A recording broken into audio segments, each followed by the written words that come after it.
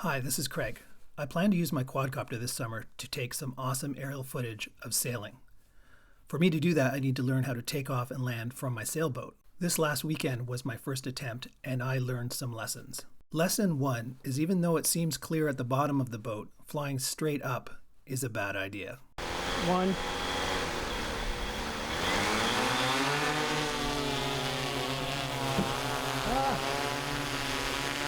I don't know. This camera doesn't like going.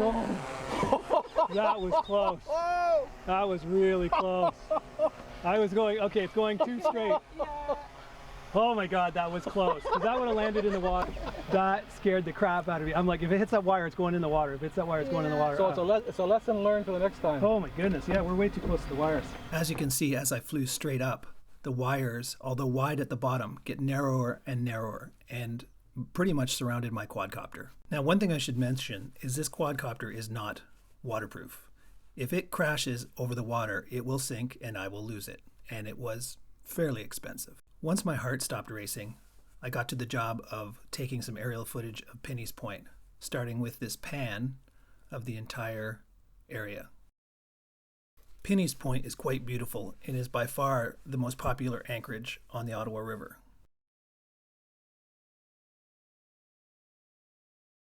Here, I'm flying in angle mode, which means I have to control the pitch, yaw, elevation, and also the camera gimbal, all at the same time. It's a bit like chewing gum, patting your head, and rubbing your stomach at the same time. As you can see here, I'm making an effort to fly slowly by my boat while keeping the camera pointed at the boat. It seemed a bit too challenging, even when I was in turtle mode, flying fairly slow. Angle mode is best suited for this type of flying, where you have the camera in a set position and you just fly the copter. That way you can angle down the camera so that the props do not get into the frame. I've done this many times on land and it's quite simple there. If I release the joysticks, the quadcopter will just hover in position as it is GPS tracked, and I can just walk over and grab it.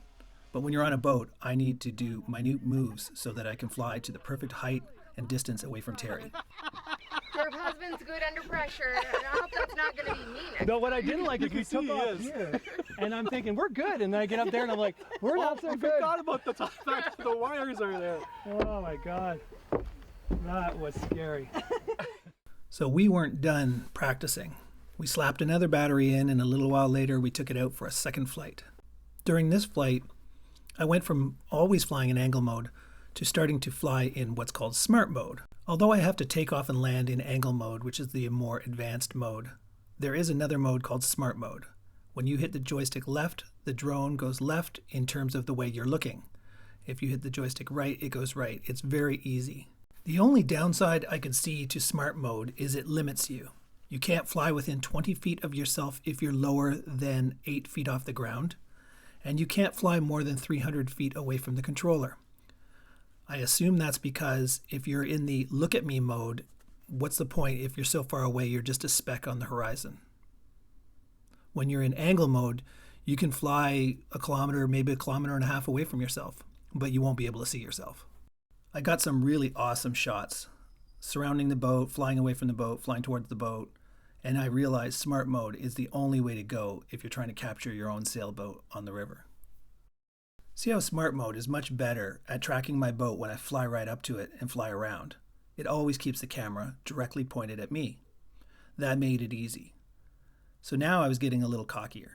Instead of being in turtle mode where the copter flies real slow, I started to speed it up and switch it into rabbit mode, so I could do much more aggressive flying and still keep the camera pointed in the right direction.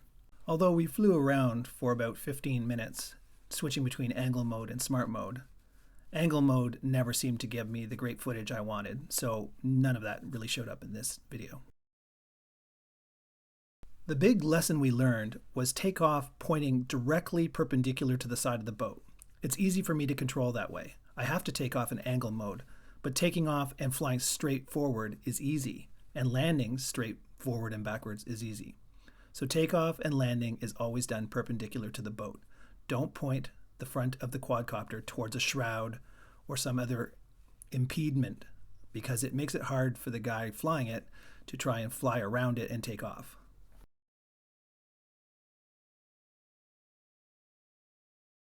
The next day, Terry and I decided to do a third flight, and we captured the takeoff and landing again on this one. Ready? Yep. Start the engines.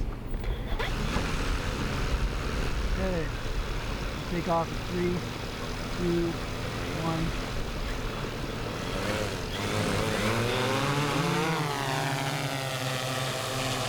Takes a little bit for it to start up, huh? Yeah, that time.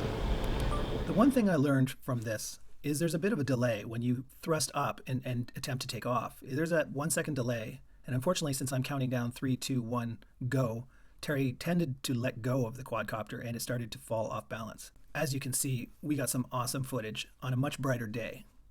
By the way, that's Terry's boat, the blue and white one in the foreground. Now we're getting quite good at this, so I'm flying around in rabbit mode with the camera pointed at me, and it just seems almost too easy. Until you notice that when you try and fly by in front of the boat like I do here, the quadcopter kind of turns in towards you because it's trying to keep you in frame, and the camera points out of the front of the quadcopter. Remember that for later, because that's going to be lesson number 2, or as I should say, crash attempt number 2.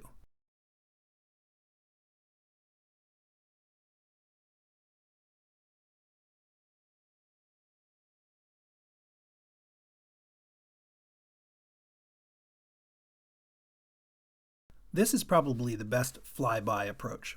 Fly up to the back of the sailboat and then fly off in an opposite direction. It gives a very cool perspective without the camera having to yank around to try and keep you in frame. It's definitely the way to go. So like I said, we're flying around in rabbit mode and everything just seems a little too easy. And Terry says, why don't we do a Miami Vice? Let's get low to the water and do a flyby of the boat. And I thought, sure, why not? So although up to now I've been flying at 60, 70 feet off the water, now I decided to bring it down to about 7 or 8 feet off the water. And here we come, right towards my boat. The attempt was to fly by on the left side and keep us in frame. Now, as we saw earlier, which I didn't really realize, when you fly by the front of the boat, the camera needs to turn at a really quick rate in order to keep you in frame. And the only way it really does it is it banks to the right. At no time should you be so close that you can see the stitching on the sail on your forestay. That's way too close.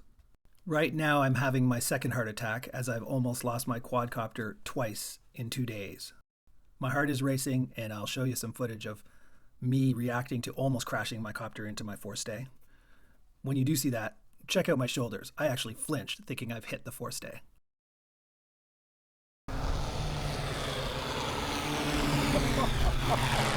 Oh! Shit! That was close.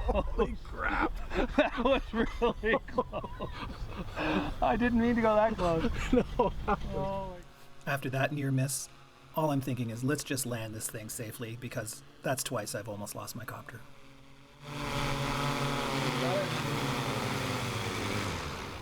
Done. Nice. Very nice. Whew. That flyby, man. That had to be a figure of foot. So if you have a quadcopter and are thinking of taking off from your sailboat, hopefully you've learned the lessons that I've learned. I'm just lucky I still have my quadcopter.